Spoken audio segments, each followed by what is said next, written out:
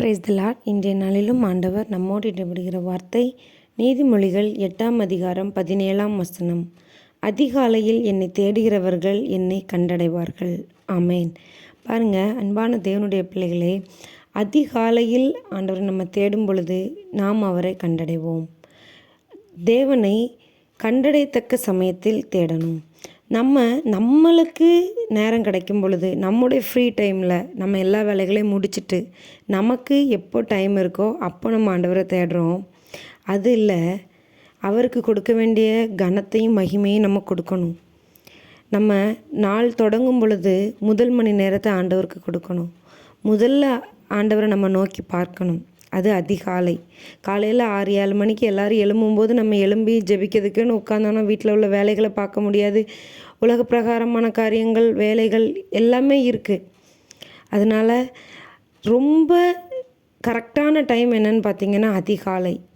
யாருமே எழும்புறதுக்கு முன்னாடி அந்த சமாதானமான நேரத்தில் ஆண்டவரை நோக்கி நம்ம பார்க்கும் பொழுது அவர் நம்மை நோக்கி பார்க்கிறார். நம்முடைய சத்தங்களுக்கு அவர் செவி கொடுக்கிறார். நம்முடைய ஜெபங்களுக்கு அவர் செவிகள் திறந்திருக்கிறது. அவரை நாம் கண்டடையத்தக்க சமயத்தில் தேடணும். நமக்கு கிடைக்கிற நேரத்தில் இல்லை. ஒரு பெரிய அந்தஸ்தில் இருக்கவங்களையோ, இல்லை ஒரு முதலமைச்சரையோ, இல்லை ஏதோ ஒரு பெரிய பதவியில் இருக்கிறவங்களையோ பார்க்கணும் அப்படின்னு சொன்னால் அப்பாயிண்டட் டைம் இருக்கும். இந்த மணி நேரத்தில் வந்து பாருங்க அப்படின்னு சொல்லி தான் நம்மளை சொல்லுவாங்க. எப்போனாலும் உங்கள் இஷ்டத்துக்கு வந்து பாருங்கள் அப்படின்னு சொல்லி கொடுக்க மாட்டாங்க. ஒரு குறிப்பிட்ட உயரத்தில் இருக்கிறவங்களையே நம்ம நினைக்கிற நேரத்துலலாம் போய் பார்க்க முடியாது. ஆனால் ஆண்டவர் அப்படி நமக்கு ரெஸ்ட்ரிக்ஷன் கொடுக்கலை, அப்படி நமக்கு தடை சொல்லலை. ஆனாலும் அவருக்கு கொடுக்க வேண்டிய கனத்தையும் மகிமையை நம்ம கொடுக்கணும் இல்லையா? அதனால் உங்களுடைய ஜெபங்களுக்கு பதில் இல்லாமல் ஒரு வேளை காத்து கொண்டு இருப்பீங்கன்னா நீங்கள் அதிகாலையில் எந்திரிச்சு ஜெபித்து பாருங்கள். நிச்சயமாக உங்களுக்கு பதில் கிடைக்கும்.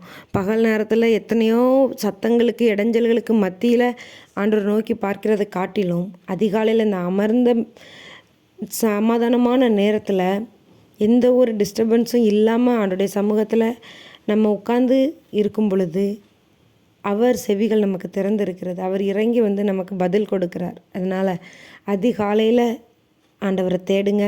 ஒரு குறிப்பிட்ட நேரம் வச்சுக்கோங்க. இத்தனை மணிக்கு நான் கட்டாயம் எந்த ஒரு சூழ்நிலை இருந்தாலும் பரவாயில்ல, நான் ஆண்டவர் சமூகத்தில் தான் இருப்பேன் அப்படிங்கிற ஒரு பழக்கத்தை கொண்டு வாங்க. அளவில்லாமல் கர்த்தர் உங்களை ஆசீர்வதிப்பார். அந்த ஆசீர்வாதத்தை நீங்கள் நிச்சயமாக ருசி பார்ப்பீங்க. இந்த காரியத்தினால எனக்கு இந்த ஆசீர்வாதம் கிடச்சிது, நான் காலையில் எழும்பி ஜெபிச்சதுனால ஆண்டவர் என்னை சந்தித்தார்னு சொல்லி நீங்கள் சாட்சியாக நிற்பீங்க. அதனால் அதிகாலை ஆண்டவருக்கு கொடுங்க. அதிகாலை நேரத்தில் ஆண்டவரை தேடுங்க. ஆசீர்வாதத்தை பெற்றுக்கொள்ளுங்கள். God bless you.